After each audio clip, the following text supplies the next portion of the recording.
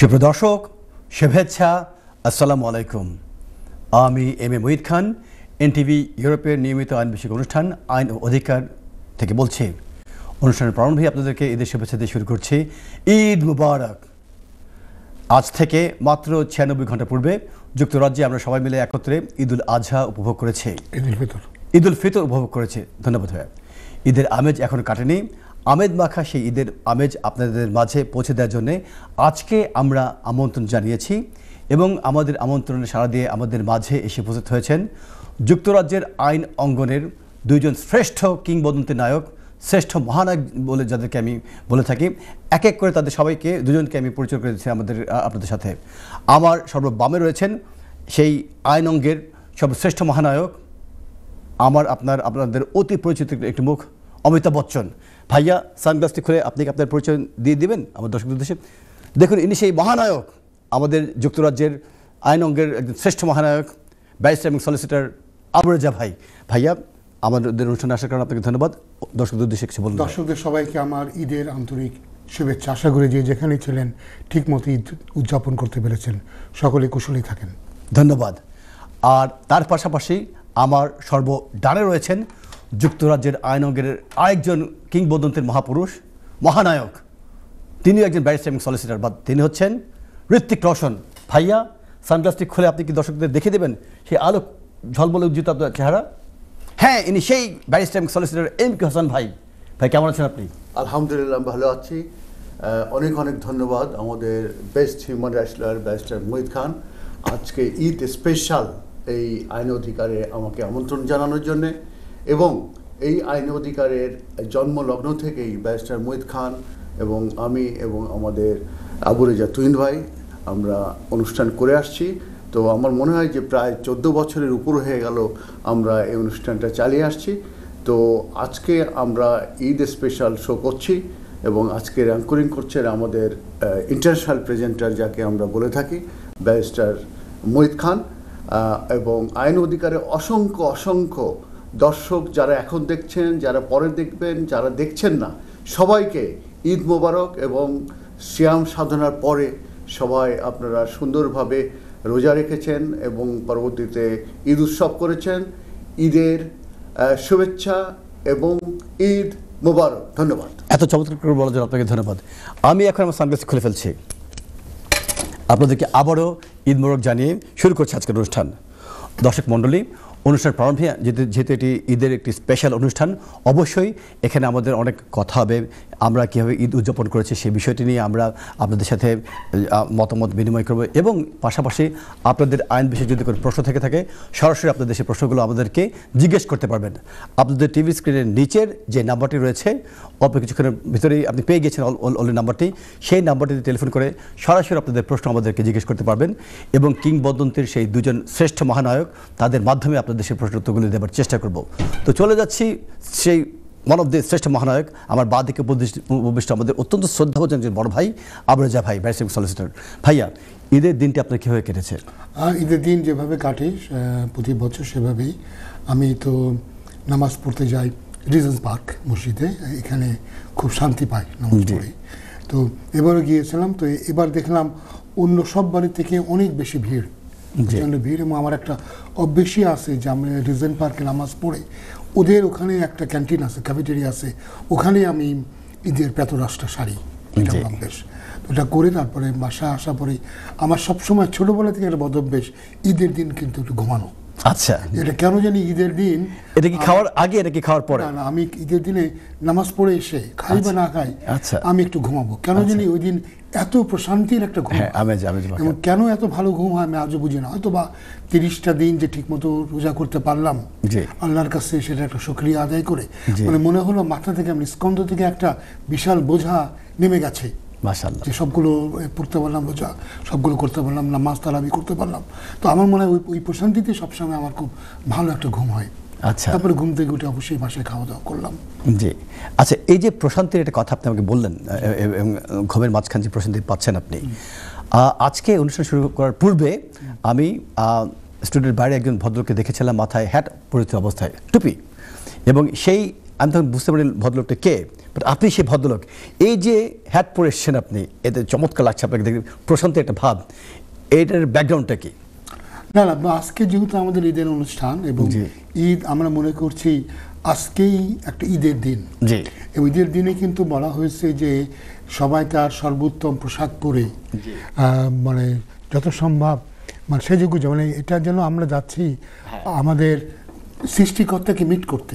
আলহামদুলিল্লাহ। তো আমরা যখন এরকম একটা থাকি, আমরা যখন যাই, মানে কেউ যদি দেশের প্রেসিডেন্টের সাথে দেখা করতে যায়, তাহলে মানুষ যেরকম তার বেস্ট, মানে তুমি তো গেলে তোমার হ্যারোসের স্যুটগুলো বার করবে, তো সেরকম না হলে আমরা ওইভাবে আমাদের নতুন কাপড় পরে নতুন একটা ইয়ে নেব, মাথাটাকে ঢেকে, এটা একটা সম্মান, সেটাকে ঢেকে আমি মনে করি আমরা আসলাম। খুবই ভালো লাগছে এখানে আসে। আমি তো নিশ্চিত হাজারো দর্শক আমাদেরকে দেখছেন, আমাদেরকে তিনজনকে একসাথে দেখে, থ্রি মাস্কেটিয়ার্সকে দেখে তারা নিশ্চয়ই ভালোই অনুভব করছে, বিশেষ করে যেখানে আমরা 5 সপ্তাহ অনুষ্ঠান করিনি। জি জি জি, ধন্যবাদ। এরপরও যে দর্শক ধরে রাখতে পারছি, এটা একটা বড় জিনিস, আলহামদুলিল্লাহ। তো আমি দর্শকদের মাঝে এম কে হাসান ভাই ওনার কাছে যাওয়ার আগে একটি ছোট্ট কথা বলে দিচ্ছি। আমার যে এই ড্রেসটি, এটি কিন্তু হ্যারোস থেকে ক্রয় করা কোনো ড্রেস নয়। আমার ভাই খুব সম্মান করে আমাকে কথাটা বলেছেন, যদিও আমি বয়সে ছোট। এটি হ্যারোসের থেকে অতি দামি একটি মানে গিফট। আমার শাশুড়ি আম্মা বাংলাদেশে তিনি বেড়াতে গিয়েছিলেন গত মাসে, আসার পথে সিলেট থেকে তিনি আমার জন্য এই আদর দিয়ে ঘেরা এই গিফটটি তিনি আমার জন্য নিয়ে এসেছেন, যেটি ঈদের দিন আমি পরিধান করেছি এবং আজকে আপনাদের মাঝে পরিধান করে এসেছি আপনাদের মাঝে অনুষ্ঠানটি উপহার হিসেবে দেওয়ার জন্য। তো এই অনুষ্ঠানের মাধ্যমে আমরা শাশুড়ি আম্মাকেও ধন্যবাদ জানিয়ে দিচ্ছি। তো এই ড্রেসটি হ্যারোস থেকে আনা নয়। চলে যাচ্ছি আমি আবার আপনাদের সেই অতি জনপ্রিয় হাসি মাখা মুখ নিয়ে, যিনি সবসময় আপনাদের মাঝে এসে উপস্থিত হন ওনার জ্ঞান গর্ভ অ্যাডভাইস নিয়ে। ভাইয়া, ঈদের দিন কীভাবে কাটলো আপনার? আমি ঈদের অভিজ্ঞতার আলোকে যাওয়ার আগে প্রথমে কংগ্রাচুলেশন জানাচ্ছি আমাদের ব্যারিস্টার মুহিত খানকে, যে আমরা জানি যে সম্প্রতি দ্বিতীয় কন্যার পিতা হয়েছেন, আলহামদুলিল্লাহ। তো সেজন্য কংগ্রাচুলেশন সোফিয়া খান।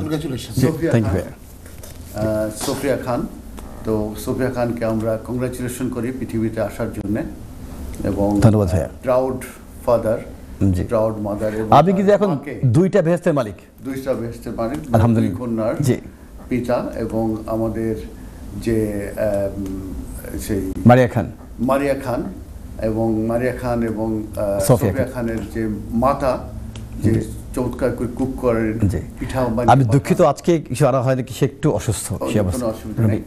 তো তাকেও সেই আমাদের মিস ওয়ার্ল্ড হিসাবে আমরা তাকে সবসময় অ্যাড্রেস করে থাকি। কি নামটা জানো? রুমিনা খান। আর ইসে নায়িকা হিসাবে ঐশ্বরিয়া রায়।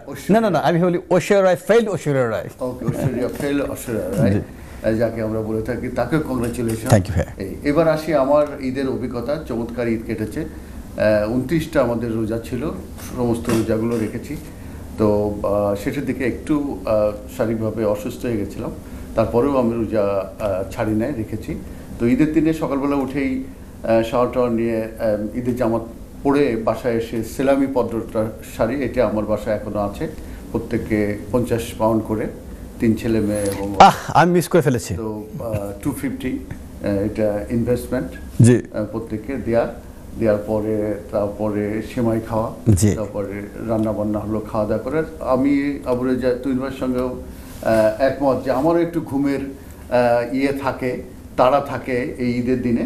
তারপরে আমি একটা চমৎকার ঘুম দিয়ে তারপরে আমি আবার সুইমিংয়ে গিয়েছি, গার্ডেনিং করেছি, তারপরে দু একটা দাওয়াত ছিল আর যাই নাই, বাসায় এবং ফ্যামিলির সঙ্গে সময় কাটিয়েছি, এবং আমার গাছগুলোর সঙ্গে মাশাআল্লাহ ওদের সঙ্গে সময় কেটেছি। আর সুইমিংয়ের সেই ক্যাম্পেইন ফর সুইমিং সেটাও আমি করেছি, এবং সেখানে পিকচার দিয়ে সবাইকে বলার চেষ্টা করেছি যে সবাই আসুন সুইমিংয়ে, এবং স্বাস্থ্য রাখা, শরীরটাকে ফিট রাখুন। এই হচ্ছে আমার ঈদের দিন। তবে চমৎকার একটা ঘুমও হয়েছে রেজা ভাইয়ের মতো। তবে একটু পরে ঘুম, এই শিশু থেকে আসার পরপরই না, খাওয়া দাওয়ার পরে যখন পেটে শান্তি এসেছে, তখন একেবারে নাক ডেকে ঘুমিয়েছি, আলহামদুলিল্লাহ, এবং খুব চমৎকার কেটেছে। চমৎকার। এবার আমার মনে হয় যে আমাদের যে anchor, international anchor barrister Muhit Khan, তাকেও আমরা প্রশ্ন করতে পারি, তাহলে তাকে কে প্রশ্ন করবে? আচ্ছা, আপনার ঈদ কেমন কেটেছে ব্যারিস্টার মুহিত খান? আমার মতে থ্যাংক ইউ ভাইয়া। আমার মনে হয় এবারে ঈদের আমেজটি আমার ডাবল আমেজ এসছে। ডাবল? হ্যাঁ, যেভাবে আপনি বললেন যে আমার জীবনে আমি আরেকটি ভেস অর্জন করেছি আমি সোফিয়া খান এর আগমনের মাধ্যমে, এটি ছিল একটি আনন্দ। আর দ্বিতীয় আনন্দটি ছিল এই যে এই ঈদের দিনে আমার শাশুড়ি আম্মা তার সমস্ত ফ্যামিলি মেম্বারদেরকে নিয়ে আমার বাসায় এসেছিলেন ঈদের আমেজ উপভোগ করার জন্যে। তো এর আগের দিন রাত 4টা, 4:30, 5টা পর্যন্ত আমার ওয়াইফ প্রেগনেন্ট, এবং সে রিসেন্টলি ডেলিভারি দিয়েছে, আল্লাহকে অনেক রহমদান করুক। সে এক হাতে বড় বড় দিনের রোস্ট চিকেন সে তৈরি করেছে, বিভিন্ন মুখরোচক সে খাবার সে তৈরি করেছে। আমি খালি ওর পাশে থেকে হেল্পার, মানে ওয়াশ করা, এই ধরনের আমি, বাট সে মেইন কাজ সে করেছে। হ্যাঁ, আলহামদুলিল্লাহ, সে এত চমৎকার রান্নাবান্না করেছে। তারপর ঘুমাতে গেলাম ভোর রাত 4:30, 5টার দিকে ঘুমাতে গেলাম। সকালবেলা উঠে আমাদের নামাজে যাই, 10টার দিকে নামাজে যাই। আমার শাশুড়ি আমার ঘরের পাশের যে মস্কে গিয়ে নামাজটা শেষ করে ফিরে এসে আবার আমার ওয়াইফকে সাহায্য করার চেষ্টা করি। তো শাশুড়ি আম্মা এবং হোল টিম নিয়ে, তারা পরিবারকে নিয়ে আমার বাসায় এসেছিলেন বিকেল 5টা, 5:30টার দিকে। ওই যে একটি ঘুমের যে বিষয়টি আমরা যারা বাংলাদেশে উপভোগ করি, দুপুরে খাবার টাবার খাওয়ার পর একটু চোখটা বন্ধ করে আমোজের ঘুম, কেন আমরা সবাই তো ব্যস্ত আমাদের প্রফেশনাল লাইফে, ওই ঘুমটি পাওয়া থেকে আমি ছিলাম বঞ্চিত। কিন্তু এই যে অন্যান্য ফ্যামিলি মেম্বারদের মাঝখানে থাকার যে একটা আনন্দ, 2 বাচ্চাকে আমার ওয়াইফ ক্যারি করছিল সোফিয়া খানকে, আমি ক্যারি করেছিলাম মারিয়া খানকে, এই যে একটা আনন্দ, সেই আনন্দের যে উপভোগ, আমি মহান রাব্বুল আলামিন আল্লাহর কাছে লাখো শুকরিয়া আদায় করছি।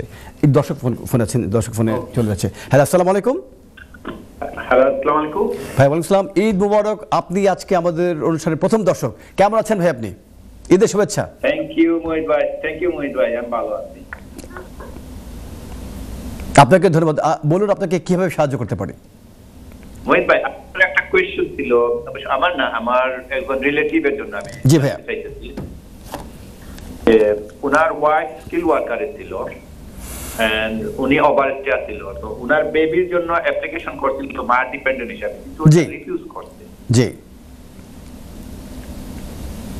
এখন আপনার প্রশ্ন উনি কি করতে পারেন, তাই তো?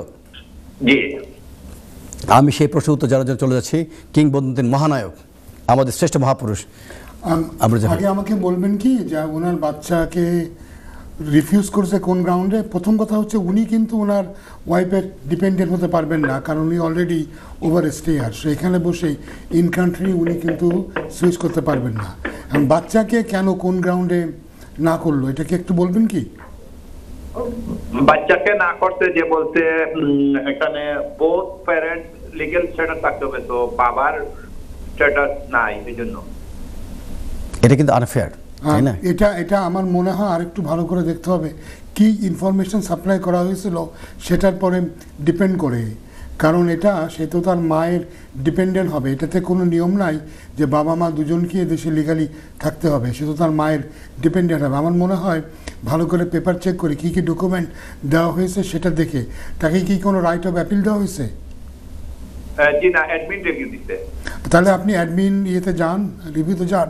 যদি সেখানে সাকসেসফুল না হন, তাহলে কিন্তু আমি বলবো, একটু থামিয়ে দিচ্ছি ভাইয়া, অ্যাডমিন রিভিউতে কী কী ডকুমেন্টস ওনাকে সাবমিট করতে হবে? যেহেতু আপনার মায়ের এখনও লিগাল স্ট্যাটাস ঠিক আছে, তো সেক্ষেত্রে কী কী ডকুমেন্টস সাবমিট করলে আপনি মনে করেন অ্যাডমিন রিভিউতে নতুন ডকুমেন্টস সাবমিট করা সম্ভবপর? প্রথম জিনিসটা হচ্ছে আপনাকে দেখতে হবে যে অরিজিনাল, শোনেন, অ্যাডমিন যেটা আছে রিভিউ, এটাই একমাত্র একটা ব্যবস্থা যেখানে কিন্তু ফ্রেশ ডকুমেন্ট সাবমিট করা যায়, যেটা কিন্তু অন্য ক্ষেত্রে জুডিশিয়াল রিভিউর ক্ষেত্রে করা যায় না। তো যেটা করতে হবে, আগে আপনি দেখেন যে কী কারণে, মানে কি ডকুমেন্ট মিসিং হওয়ার কারণে বা কি ইনফরমেশন না থাকার কারণে প্রবলেমটা হলো। না হলে যেটা হবে, আপনাকে ব্যাখ্যা দিয়ে বলতে হবে যে এরকম কোনো রুল নাই যে বাবা মা দুজনকেই লিগালি থাকতে হবে মায়ের ডিপেন্ডেন্ট হওয়ার জন্য। মার যেহেতু এখানে জেনুইন ভিসা আছে এবং একটা বাচ্চা জন্ম হয়েছে, সেখানে সে কেন ডিপেন্ডেন্ট হতে পারবে না, এটা আপনাকে হাইলাইট করে দেখাতে হবে। এবং যে কনসিডারেশনটা তারা নিয়েছে যে বাবা এখানে লিগালি নাই, সেটা সম্পূর্ণ আনফেয়ার এবং আনরিজনেবল কনসিডারেশন আমার মতে। ইমিগ্রেশনের বাবা মেয়েকে নিয়ে দেশে চলে যাওয়ার জন্য এই জিনিসটা যেটা আছে, এটাই হবে আপনার মূল গ্রাউন্ড হবে। এটার পরে আপনি জুডিশিয়াল রিভিউ করতে পারেন, কারণ এত ছোট বাচ্চাকে মায়ের সাথে সেপারেট করাটা এটা ইনহিউম্যান, এবং সেক্ষেত্রে অবশ্যই একটা কম্পেলিং গ্রাউন্ডস আছে। আমার মনে হয় যে এটাকে হয়তো ঠিকভাবে করা হয়নি। তারা যেটা মনে করছে যেটা ধাপে ধাপে হচ্ছে, যে প্রথমত এই বাচ্চা স্ট্যাটাস পাবে, বাচ্চা স্ট্যাটাস পাওয়ার পরে তার বাবা, অবৈধ বাবা, সে তখন তার জন্যে অ্যাপ্লাই করবে বাচ্চাকে দেখিয়ে। আমার ধারণা তারা এই চেন অ্যাপ্লিকেশনটাকে আটকানোর জন্য এই রুটে গিয়েছে। ধন্যবাদ। আপনি একটু লাইনে থাকেন, আমি এই চেইন অ্যাপ্লিকেশনটাকে এক পাশে রেখে আমি চলে যাচ্ছি কিংবদন্তির আরেকজন শ্রেষ্ঠ মহানায়ক barrister solicitor M K Hasan ভাইয়ের কাছে। ভাইয়া, অ্যাপ্লিকেন্টের চাইল্ড অ্যাপ্লিকেন্ট মা ছিলেন ইংল্যান্ডে, স্কিল ওয়ার্কার অথবা কেয়ার ওয়ার্কার ভিসা করে। উনি কি স্কিল ওয়ার্কার, কেয়ার ওয়ার্কার, কোন ক্যাটাগরিতে আছেন উনি? স্কিল ওয়ার্কার ক্যাটাগরিতে আছেন। বাচ্চা হয়েছে ইংল্যান্ডে, লিগ্যাল স্ট্যাটাস বাবার যাই থাকুক না কেন, এই যে বাচ্চার অ্যাপ্লিকেশন রিফিউজ করা হয়েছে, এখন আমার ভাই বলে অ্যাডমিট রিভিউ করার জন্য একটু অন্য যে দর্শক তাকে একটু অনুরোধ করছি একটু লাইনে অপেক্ষা করার জন্য। আমি আপনার কাছে চলে আসছি। ভাই, আপনি বলে দেবেন যে ভাইয়া যে জায়গাতে থেমে গিয়েছিলেন, কি কি ডকুমেন্ট সাবমিট করলে এই অ্যাডমিট রিভিউতে উইন করা সম্ভবপর? হ্যাঁ, এটা আসলে রেজা ভাই সঠিক বলেছে, এবং তুমি যেটা বলেছো আমি একমত যে এটা অ্যাডমিনিস্ট্রেটিভতে যেতে হবে। এবং এখানে যে লিগাল ডকুমেন্ট আছে, যে মেন অ্যাপ্লিক্যান্ট যে মায়ের, সেটা তো অলরেডি আছেই। এর সঙ্গে যে বার্থ সার্টিফিকেট আছে, এবং যে মায়ের সঙ্গে যে থাকে এই ধরনের যে রেড বুক, কিংবা যদি কোনো জিপি থেকে কোনো লেটার থাকে যে সে মূলত রেসপন্সিবল পারসন, এই ধরনের যে ডকুমেন্টগুলো আছে বার্থ সার্টিফিকেট সহ, এই ডকুমেন্টগুলো মূলত অ্যাডমিনিস্ট্রেটিভ সাবমিট করা। আর এর পাশাপাশি আপনি কি মনে করেন যে কোনো ধরনের স্ট্রং সাবমিশন, আনরিজনেবলনেস এবং ফেয়ারনেস, এগুলো কি টেনে আনা বাচ্চার? ভাই যেটা বললেন যে section 55 best interest of child আছে, এটা তো এখানে আনা যাবে। আর্টিকেল 8 এখানে আনা যাবে। তারপরে যে এই বাচ্চা ভাই যেটা বললেন যে তার সঙ্গে সেপারেট করলে যে কনসিকুয়েন্স, এই বিষয়গুলো মেনলি ফোকাস করে। ধন্যবাদ। বাট প্রাইমারি তো রয়ে গিয়েছে যে ডিপেন্ডেন্ট, মায়ের ডিপেন্ডেন্ট মাস্ট গ্রান্টেড। অবশ্যই। ধন্যবাদ। আশা করি আপনি উত্তরটি পেয়ে গেছেন। শক্তিশালী একটি অ্যাডমিট রিভিউ করবেন আপনি, সাথে সাপোর্টিং ডকুমেন্টসগুলো দিয়ে দিলে ইনশাআল্লাহ নতুন বছরের এই নতুন ঈদের পরবর্তী পর্যায়ে আপনারা সেই আনন্দের সংবাদটি পেয়ে যাবেন। ধন্যবাদ। আরেকটা জিনিস মনে রাখবেন, অ্যাডমিন রিভিউ ফেল করলে আপনাদের জুডিশিয়াল রিভিউর অপশানটি কিন্তু থাকছে, এবং সেখানে কিন্তু আনফেয়ারনেস, আনরিজনেবলনেস কিন্তু আর্গুমেন্ট করার স্কোপ থাকছে। ধন্যবাদ ভাইয়া। চলে যাচ্ছি পরবর্তী দর্শক প্রশ্ন। হ্যালো, আসসালামু আলাইকুম। ওয়ালাইকুম সালাম। ভাইয়া অনেকক্ষণ ওয়েট করছেন, ধন্যবাদ। আপনি আপনার প্রশ্নটি বলুন, কেমন আছেন আপনি? মাশাআল্লাহ ভালো আছি, আপনারা কেমন আছেন? জি ভালো আছি। তো আপনি প্রশ্ন করতে করতে যদি আমরা ব্রেকে চলে যাই, আপনি থাকবেন, আপনি যাবেন না, আমরা ব্রেকের ভিতরে আপনার সাথে আলোচনা করব, ঠিক আছে? বলুন। আপনি এখন রেখে দিব? না না না, আপনি লাইনে থাকেন, আমরা ব্রেকে গিয়ে আপনার সাথে কথা বলবো। আর অন্যান্য দর্শকদের উদ্দেশ্যে বলছি, আলোচনা করতে করতে আমরা ছোট্ট একটি বিজ্ঞাপন বিরতির দ্বার প্রান্তে চলে এসেছি। আপনারা কোথাও যাবেন না। আর যে দর্শক আমাদের যদি অপেক্ষা করছেন, আপনি লাইনে থাকেন, আপনার সাথে ব্রেকের মাঝখানে কথা বলবো। আর অন্যান্য দর্শকদের উদ্দেশ্যে বলছি, আপনাদের যদি কোনো প্রশ্ন থেকে থাকে, আমাদের টেলিভিশন স্ক্রিনের নিচে যে নাম্বারটি রয়েছে সেই নাম্বারটিতে টেলিফোন করে সরাসরি আপনাদের প্রশ্ন আমাদেরকে জিজ্ঞেস করুন, আমরা উত্তর দেওয়ার চেষ্টা করব। আপনি একটু লাইনে থাকেন, আমি আপনাদের সাথে কথা বলছি। আলোচনা করতে করতে আমরা ছোট্ট একটি বিজ্ঞাপন বিরতির দ্বার প্রান্তে চলে এসেছি। বিজ্ঞাপন বিরতির পর আপনাদের সাথে আবার দেখা হচ্ছে। সুপ্রদর্শক, শুভেচ্ছা আরেকবার।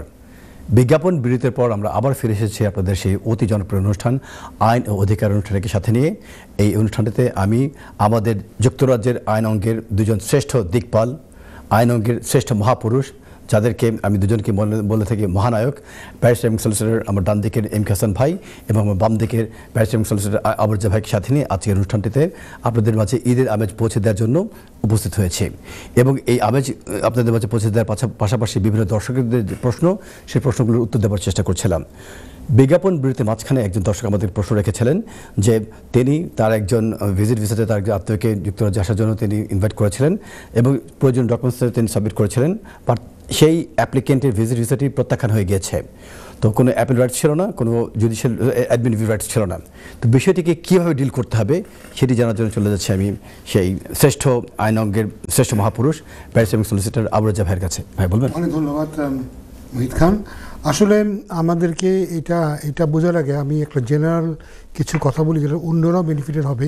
হিস্টোরিক কতগুলো রিজন আছে, কারণ আমাদের বাংলাদেশ বা কতগুলো দেশ যেটাকে তারা বলে হাই রিস্ক কান্ট্রি, সেখান থেকে সাধারণত লোকে ভিজিট ভিসা বা অন্য কোনো ভিসাতে আসলে এই দেশ থেকে চলে যায় না। তো অবশ্যই একটা হিস্টোরিক একটা ইনজাস্টিস তো আমাদের ক্ষেত্রে হয়ে থাকে। এখন আমাদের টেকনিক্যাল কোনো মিস্টেক ওই ভদ্রলোক করলেন কিনা, উনি বলছেন উনি একজন বড় বিজনেসম্যান, কিন্তু কতদিনের জন্য উনি এদেশে আসতে চাচ্ছেন সেটাও কিন্তু একটা বেড়ার ব্যাপার। এখন উনি যদি লং টার্ম আসতে চান তখন লোকে তারা কিন্তু মনে করবে যে ওনার বোধহয় অ্যাপ্লিকেশনটা জেনুইন না। তো এগুলি যদি মতো সঠিক হয়ে থাকে, কাগজপত্র সঠিক হয়ে থাকে, তখন ইস্যু হয়ে দাঁড়াবে যে উনি এন্ট্রি ক্লিয়ারেন্স অফিসারের কনসার্নগুলি উনি অ্যাড্রেস করেছেন কেন। কনসার্ন যেটা হতে পারে যে উনি ফিরে যাবেন কিনা, ওনার সাফিসিয়েন্ট টাই আছে কিনা, হ্যাঁ, এই দুটো জিনিসের উপরে কিন্তু ওনাকে দেখাতে হবে। তো বাংলাদেশে ওনার কি সার্কামস্টান্সেস সেটা তো উনি নিশ্চয়ই দেখিয়েছেন, প্রি অ্যাকশন প্রোটোকল সেটা আবার উনি হাইলাইট করবেন, যেটা বিরতির সময় আমাদের পরম শ্রদ্ধেয় কিন্তু পরম স্নেহের কথা যেটা বলবো, MQ হাসান যেটা বললো যে প্রি অ্যাকশন প্রোটোকল এটা হচ্ছে লেটার বিফোর অ্যাকশন, এটা দিয়ে শুরু করতে হয় এই জুডিশিয়াল রিভিউ। অনেক ক্ষেত্রে এই প্রি অ্যাকশন প্রোটোকল দিলেই কিন্তু হোম অফিস কনসিড করে এবং তারা এটাকে রিকনসিডার করতে চায়। তো প্রি অ্যাকশন প্রোটোকলে কিন্তু এই ব্যাপারগুলো হাইলাইট করে দিতে হবে যে কীভাবে উনি ইমিগ্রেশনের রুল উনি ফুলফিল করেন। যেমন ধরুন ওনার স্ট্রং টাই আছে বাংলাদেশে, দ্বিতীয়ত হচ্ছে উনি যে ফিরে যাবেন, ফিরে যাওয়ার মতো কারণ আছে, ওনার সার্কামস্টান্সেস কি, উনি যে বিভিন্ন দেশগুলো ভ্রমণ করেছেন মালয়েশিয়া থেকে শুরু করে যে সমস্ত দেশ, সেখানে কোথাও তিনি কিন্তু ওভারস্টে করে নাই, কোথাও তিনি থাকতে চাননি। ফলে ওনার কিন্তু ইমিগ্রেশনের রুলের সাথে কমপ্লাই করার ওনার একটা হিস্ট্রি আছে। আর এটা যদি ওনার প্রথম অ্যাপ্লিকেশন হয়ে থাকে ইউকেতে, তাহলে এটা ওনার জন্য একটা ফেভারেবল কনসিডারেশন হবে। এইগুলি হাইলাইট করে, এই পয়েন্টগুলি যে ইমিগ্রেশন অফিসারের যে কনসার্ন আছে, কনসার্নগুলি অ্যাড্রেস করে দিলে আমার মনে হয় হোম অফিস কনসিড করবে এবং এটাকে তারা ফিরিয়ে নিয়ে যাবে এবং 3 মাসের সময় নিয়ে রিকনসিডার করবে। ধন্যবাদ। আশা করি দর্শক আপনার প্রশ্ন উত্তরটি পেয়ে গেছেন। তো এখন আমরা ফিরে যাচ্ছি আমাদের যে অনুষ্ঠান শুরু করেছিলেন ঈদের আমেজ দিয়ে, আপনাদের মাঝে ঈদের আমেজ পৌঁছে দেওয়ার জন্য, সেই আমেজের দিকে চলে যাচ্ছে। ভাইয়া, ঈদের দিন আপনি কোন কোন খাবার খেয়েছেন? ঈদের দিন এই তো তোমাদের ভাবি তো বানিয়েছিল সেমাই, কিন্তু সেমাই একটা জিনিস যেটা আমি কখনোই পছন্দ করি না। আচ্ছা, আমি বাঙালি, কিন্তু দুঃখজনক হলো সেমাই, পায়েস, পিঠা এগুলি নিয়ে আমার কোনো তেমন কোনো আগ্রহ নাই। আমি সবসময় confectionery man, biscuit, cake, pastry এগুলি ভালো লাগে। আপনি কি তাহলে ঈদের দিন সেই বিস্কিট, কেক, পেস্ট্রি এগুলি, ফ্রাইড চিকেন? ফ্রাইড চিকেন তো কনফেকশনের মধ্যে পড়ে না। আমি সবসময় আমি কেকের, ওটা ফাস্ট ফুড। আমি কিন্তু কেকের খুব ভক্ত, ভালো কেক খুব পছন্দ করি। জি। তো তাহলে খেলেনটা কি? সকালে বলতে গেলে খেজুর ছাড়া বলতে কিছুই খাইনি। আচ্ছা জি। তবে আমি যে পার্কে গিয়েছিলাম, রিজন পার্কে নামাজে গিয়েছিলাম ভাবি সহ, সেখানে আমরা খাওয়া দাওয়া করলাম। জি। খাওয়া দাওয়া করে ফিরে আসলাম, যেখানে সবসময় খাওয়া আমার একটা রীতি। আচ্ছা। ওখানে বসে রেস্টুরেন্টে, তো বাসায় এসে চমৎকার রান্না হয়েছিল, পোলাও, চিনি গোড়া চালের পোলাও, তারপরে আবার টোনা মাছের কাবাব, তারপরে আবার চিকেন রোস্ট এবং ল্যাম কারি। তো চিকেন রোস্টটা তো মানে খুবই ভালো হয়েছিল। এটা সাধারণত আমাদের রয়ে গেছে, এখন খাওয়া হয়নি। জি বলুন। জি হ্যাঁ জি। তারপর এগুলো খেলাম, ভালোই খাওয়া দাওয়া হলো। খাওয়া নিয়ে কোনো কমপ্লেন নাই। আলহামদুলিল্লাহ। আলহামদুলিল্লাহ। এখন আপনাকে এক পাশে রেখে চলে যাচ্ছি সেই আপনি যাকে এত আদর করে, শ্রদ্ধা করে, যাকে দর্শকদের উদ্দেশ্যে পরিচয় করে দিয়েছিলেন, আর আমার কাছে অত্যন্ত শ্রদ্ধার আমার প্রাণের একজন ভাই MQ হাসান ভাই। ভাই, ঈদের দিন আপনি কি কি খাদ্য ভক্ষণ করেছেন? প্রথমেই নামাজ পড়ে সেই সিমাই, আমার সিমাই আবার খুব ফেভারিট। জি হ্যাঁ, এটা আমার পাইলে আর কিছুই লাগে না। জি, এটা অ্যানাদার রাইসের মতো আর কি। জি হ্যাঁ, এটা খাওয়ার পরে তারপরে রান্না হলো পোলাও রাইস, ল্যাম আর কিং প্রন, জি, আর চিকেন রোস্ট। একটু আপনাকে থামিয়ে আমি জেনে নেব, দর্শক লাইনে আছেন। হ্যালো, আসসালামু আলাইকুম। দেখি কোন দর্শক লাইনে আছেন আমাদের জন্য। হ্যালো, আসসালামু আলাইকুম। সুপ্রিয় দর্শক, হ্যালো হ্যালো, ওয়ালাইকুম সালাম। ভাইয়া কে বলছেন, কোথা বলছেন? ঈদ মুবারক। ঈদ মুবারক। ভালো আছেন আপনারা? আমরা সবাই ভালো আছি, জি ধন্যবাদ। আপনারা তিনজন ঈদ মুবারক। আমি আপনার কাছে বুঝতে পারছি আপনার ল্যাপটপে যে ফাইন্যান্স থেকে একদিন আমি ফোন করছিলাম, আমি একটা কিছু পাইছিলাম। কাকে ফোন করেছিলেন? ও যে আপনার রাইটে দিলে, রাইট হচ্ছে MQ হাসান ভাই। জি বলুন। আমি ফাইন্যান্স থেকে একদিন বুঝছিলাম, আমার একজন বাগনা বাংলাদেশ, আমি কথা জানতাম চাইছিলাম তারা খেয়ার আমার বাগনা একজন বলুন, শুনতে পাচ্ছি। আপনি আপনার মুখটা টেলিফোনের কাছে এনে কথা বলুন কাইন্ডলি, বলুন। আমি আমার পার্টনার একজন বাংলাদেশ কেয়ার অফিসার আইতা আসলা, তারা পয়লা গিয়া হসপিটাল যে কাগজপত্র আপনি বলে যান।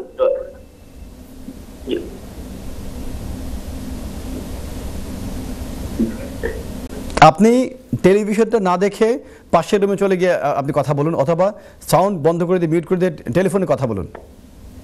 আচ্ছা, থ্যাংক ইউ। আমার বাগ না একজন আপনারা হুন্ডা নেই। হ্যাঁ, শুনতে পাচ্ছি। আপনি বোধহয় আমাদের টেলিভিশন ফলো করছেন। আপনি টেলিভিশনের পাশে, আমি দূরে আছি। ধন্যবাদ জি। এবং টেলিফোনটা কাছে এনে কথা এভাবে, হ্যালো মোহিত ভাই, এভাবে কথা বলুন জি। আমি জানতাম চাই আমাকে আপনার কি তারা বিচার দিচ্ছিলাম বছর, বুঝছেন নি? এটা আপিল করছি, যেমন তার কাগজপত্র গিয়া একটু ভাই আপনার থামাচ্ছি, আপনি কথা বলার সময় একবার খুব সুন্দর সাউন্ড আসছিল। কথা বলার সময় আপনি বোধহয় মোবাইলের কাছ থেকে দূরে চলে গেছিলেন। মোবাইলটাকে কাছে এনে আবার কথা বলুন এভাবে। লাইন ভেঙে যাচ্ছে আপনার। হ্যালো দর্শক, আচ্ছা আপনি একটু লাইনে থাকেন, আমরা ব্রেকে আপনার সাথে কথা বলবো। আর অন্যান্য দর্শকদের উদ্দেশ্যে বলছি, আমাদের একটু পরে আমাদের আজান বিরতি হবে, তো আজান বিরতির মাঝখানে আমরা এই দর্শকের সাথে কথা বলবো। আর অন্যান্য দর্শকদের উদ্দেশ্যে বলছি, আমরা আলোচনা করতে করতে ছোট্ট একটি বিজ্ঞাপন বিরতি দ্বার প্রান্তে চলে এসেছি। আর বিজ্ঞাপন বিরতির মাঝখানে এই দর্শক, সুপ্রদর্শক শুভেচ্ছা আরেকবার। বিজ্ঞাপন বিরতির পর আমরা আবার ফিরে এসেছি আপনাদের অতি জনপ্রিয় অনুষ্ঠান আইন অধিকার। এই অনুষ্ঠানটির নতুন ঈদের আমেজ নিয়ে, ঈদের আমেজকে ঘিরে একটি আপনাদের মাঝে পৌঁছে হয়েছে, ঈদের আমেজ পৌঁছে দেওয়ার জন্য। পাশাপাশি আপনাদের বিভিন্ন আইন বিষয়ক প্রশ্নের উত্তর দেওয়ার চেষ্টা করছিলাম। বিজ্ঞাপন বিরতির পূর্বে এবং বিজ্ঞাপন বিরতির মাঝখানে একজন দর্শক আমাদেরকে প্রশ্ন রেখেছিলেন। তার প্রশ্নটি ছিল এরকম যে তার বাবা দুটি বিয়ে করেছিলেন এবং যিনি প্রশ্ন করেছিলেন তিনি দ্বিতীয় যে ফ্যামিলি, দ্বিতীয় মায়ের সন্তান। তার বড় সৎমা মারা গিয়েছেন, তিনি এখন যুক্তরাজ্যে অবস্থান করছেন। তার বয়স 21। তার একটি ছোট ভাই রয়েছে যার 5 বছর বয়সে যিনি বাবার রাইটসে যুক্তরাজ্যে প্রবেশ করেছেন। এখন তার বয়স 15। তার সৎমা মারা গিয়েছেন। সৎমা এই ছোট ভাইকে লুক আফটার করতেন। এখন তাকে লুক আফটার করার জন্য একমাত্র এই যে 21 বছর যে ভাই তিনি রয়েছেন।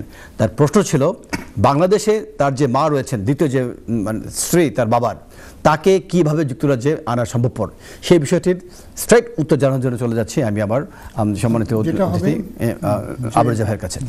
যে অ্যাপ্লিকেশনটা করতে হবে অবশ্যই হিউম্যান রাইটসে, এবং সেখানে দেখাতে হবে যে ছোট বাচ্চার স্বার্থে, তার বেস্ট ইন্টারেস্টের জন্যই তার মার এখানে আসা দরকার। এটার জন্য যেটা ইম্পর্টেন্ট সেটা হচ্ছে যে এই মুহূর্তে এই বাচ্চাকে কে লুক আফটার করছে, সেখানেও এটা কন্টিনিউ করতে পারবে না, এটা তাকে দেখাতে হবে। কিন্তু রুলটা, পুরো অ্যাপ্লিকেশনটা কিন্তু হতে হবে আউটসাইড দ্য রুল, কম্প্যাশনেট এবং কম্পেলিং গ্রাউন্ডসে। এবং আমরা বলবো যে অভিজ্ঞ আইনজীবীর কাছ থেকে পরামর্শ নেওয়া দরকার। ধন্যবাদ। চলে যাচ্ছি পরবর্তী দর্শক প্রশ্ন। আসসালামু আলাইকুম। আমরা এই দর্শক হারিয়ে ফেলেছি। ভাইয়া, এই যে আমার সম্মানিত অতিথি আবরেজা ভাই বলেছেন যে কম্প্যাশনের গ্রাউন্ডে, হিউম্যান রাইটসের গ্রাউন্ডে কথা বলুন, অনেকে অ্যাপ্লিকেশন করতে হবে। আমি বলেছিলাম আর্টিকেল 8, একটু ব্যাখ্যা দিয়ে দেবেন কি কি ডকুমেন্ট সাবমিট করতে হবে? আর্টিকেল 8 এ যে একটু একজন দর্শক লাইনে চলে আসেন। হ্যালো, আসসালামু আলাইকুম। শুভ দর্শক, আসসালামু আলাইকুম। হ্যালো। হ্যালো, আসসালামু আলাইকুম। ওয়ালাইকুম সালাম। ভাইয়া কে বলছেন? ভাই আমি তোরা আগে আপনারা ফোন করছিলাম, সরি আছি আমি ডিস্টার্ব করলাম। আচ্ছা বলেন ভাই। আমি একটা জিনিস জানতাম চাইছিলাম, আমার বাগনা আর আমার এক বাগনার বউ কেয়ারুন বিষয় আসলাম ও দেশ, বুঝছেন নি? জি। তারা গিয়া হসপিটাল, তারা কাগজপত্র গিয়া তারা পুরা সন্দেহ করে লেছে হোম অফিসে। সন্দেহ করা তারা রেখা রিভিউ করেছে। এরপরে গিয়া তারা কইছে আর কি যে রিভিউ করার লাগে যদি পারে। তারা রিভিউ করছে, হসপিটালের যে মেইন মালিক কাগজপত্র দিছে যে এই মানুষে আমার এখানে কাম করে 1 ইয়ার বা 2 ইয়ার চলা, মেইন মালিকে লেটার দিছে। ও লেটার ওটা পাইয়া হোম অফিসে যে ব্যান করছিল তারা 10 ইয়ার লাগে, ওগু উঠাই দিছে।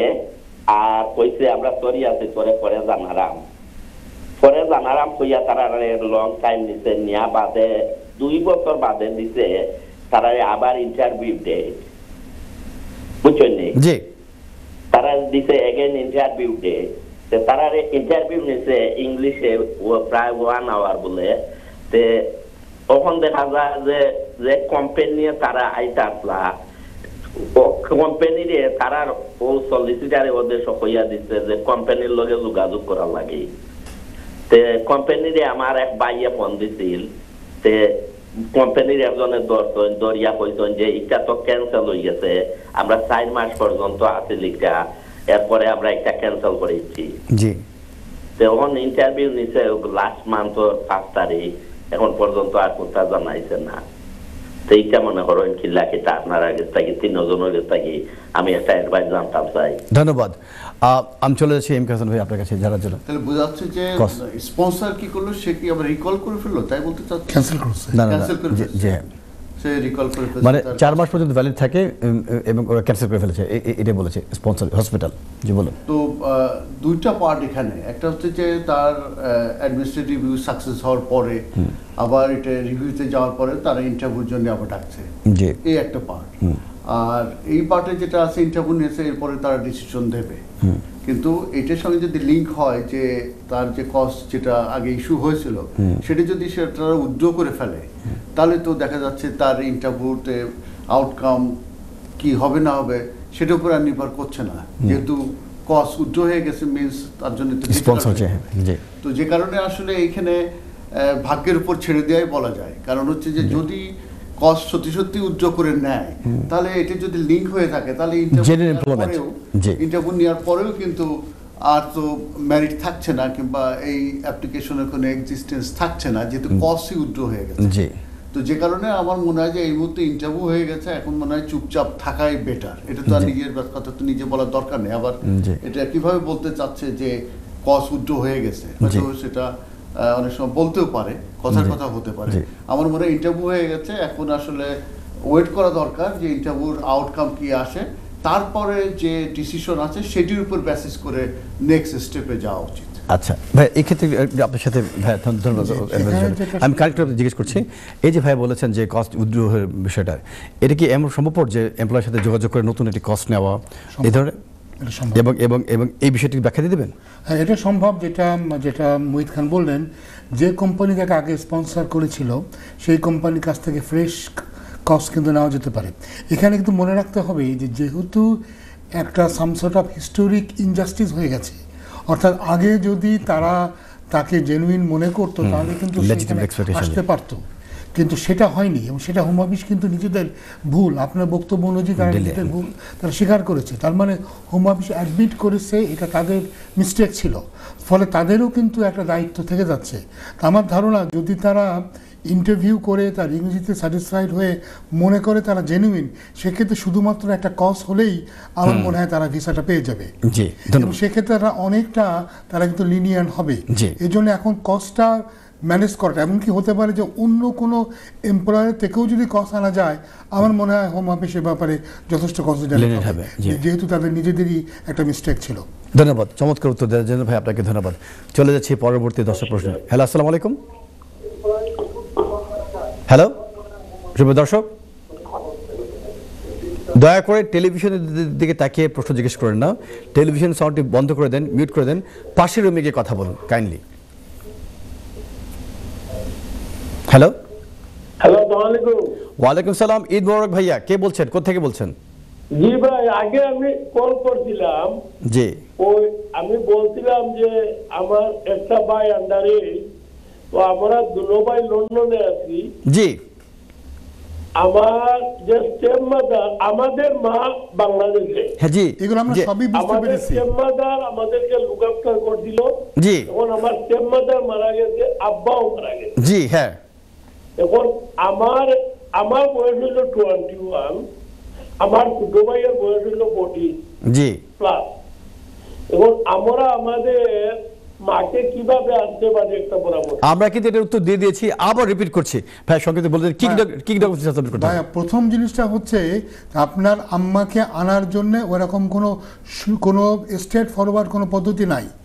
আপনাকে দেখাতে হবে যে আপনার ছোট ভাইয়ের এদেশে থাকতে অসুবিধা হচ্ছে, তার একজন অভিভাবক দরকার, একজন তাকে লুক আফটার করার মতো একজন দরকার। সেই জন্য আমি জিজ্ঞাসা করছিলাম বর্তমানে তাকে কে দেখাশোনা করছে। আর আপনি যদি দেখাশোনা করে থাকেন তাহলে তারা প্রশ্ন করবে তোমার ভাই যদি তোমাকে দেখাশোনা করে তাহলে তোমার মায়ের দরকারটা কেন? আপনি মনে রাখবেন আপনার ভাই কিন্তু দুধ খাওয়া বাচ্চা না, 14-15 মানে সে কিন্তু মোটামুটি যেটাকে আমরা বলি ইয়াং অ্যাডাল্ট, কিন্তু ওই পর্যায়ে সে কিন্তু চলে গেছে, অ্যাডোলেসেন্ট পিরিয়ডে সে কিন্তু আছে, যেটা আমরা বলি কৈশোর। তো এই অবস্থায় যে মাকে 24 ঘন্টা থেকে তাকে লুক আফটার করতে হবে, এটা হোম অফিস কিন্তু মানবে না। কারণ ভাই থাকলে ভাইয়ের অভিভাবক করতে এই বয়সেই কিন্তু এদেশে আমরা দেখি প্রচুর স্টুডেন্টও কিন্তু পড়তে আসে কারো না কারোর অভিভাবক করতে। ফলে শুধুমাত্র তার মা নাই বলেই মাকে আনতে দেবে এটা মনে করার কোনো কারণ নাই। এখানে একটা স্পেশাল কেস করতে হবে, কেস দেখাতে হবে যে কী কারণে মায়ের আসাটা দরকার, কী কারণে আপনি ভাই হিসাবে আপনার ভাইয়ের বেসিক যেটা আছে সেটা আপনি ফুলফিল করতে পারেন না।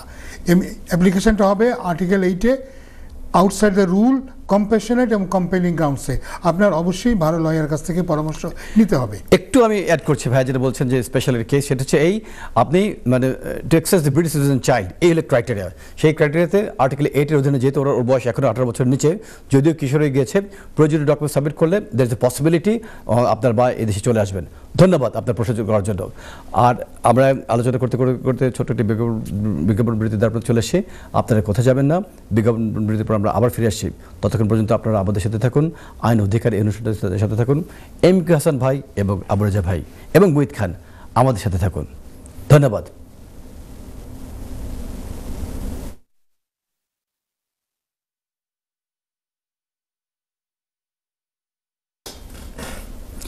সুপ্রদর্শক, শুভেচ্ছা আরেকবার।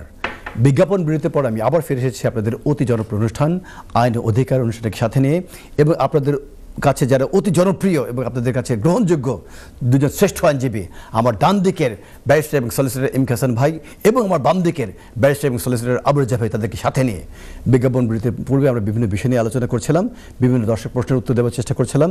এই অধ্যায়েও সেই বিষয়টি অব্যাহত থাকবে। তো ভাইয়া, বিজ্ঞাপন বিরতির মাঝখানে আমরা অনেকগুলি বিষয় নিয়ে আলোচনা করেছিলাম এবং একজন দর্শক প্রশ্ন রেখেছিলেন যে তার মাকে আনা সংক্রান্ত বিষয়ে উনি এখনও কনফিউজ ছিলেন, এবং আপনি বলেছিলেন যে এটিকে অবশ্যই একটি এক্সেপশন কেস করতে হবে, এবং আপনার কাছ থেকে অনুমতি নিয়ে আমি আর্টিকেল 8-এর কথা বলছিলাম। থেমে গিয়েছিলাম আমি এম.কে হাসান ভাইয়ের কাছে। ভাইয়া, সেই থেমে যাওয়ার জায়গা থেকে আপনি কি বলবেন আর্টিকেল 8-এর অধীনে এই কেসটি কী হবে, বাচ্চাটাকে অ্যাক্সেস করার জন্য কী কী ডকুমেন্ট সাবমিট করলে আপনি মনে করেন যে এটি একটি সাকসেসফুল কেস হবে, অ্যাপ্লিকেশন হবে? এক্ষেত্রে অবশ্যই যে অ্যাপ্লিকেন্ট, যে মায়ের, তার যে যদি কোনো মেডিকেল ইস্যু থাকে সেই সংক্রান্ত ব্যাপারে ডকুমেন্ট দেওয়া যেতে পারে।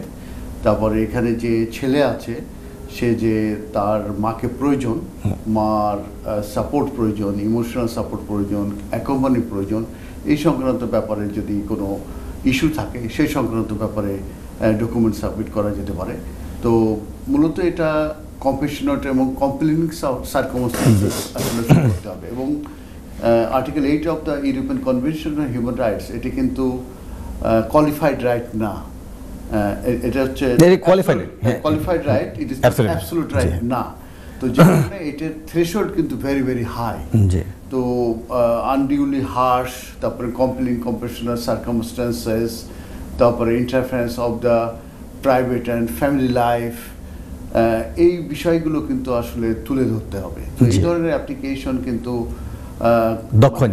খুব দক্ষ একজন লয়ারের মাধ্যমে গুড রিপ্রেজেন্টেশন, ভালো সাপোর্টিং এভিডেন্স, ভালো সাপোর্টিং ডকুমেন্টস, তারপরে কমিউনিকেশন, এই সব বিষয়গুলো, এবং বার্থ সার্টিফিকেট তো যে রিলেশনশিপের যেটা সেটা তো অবশ্যই লাগবে।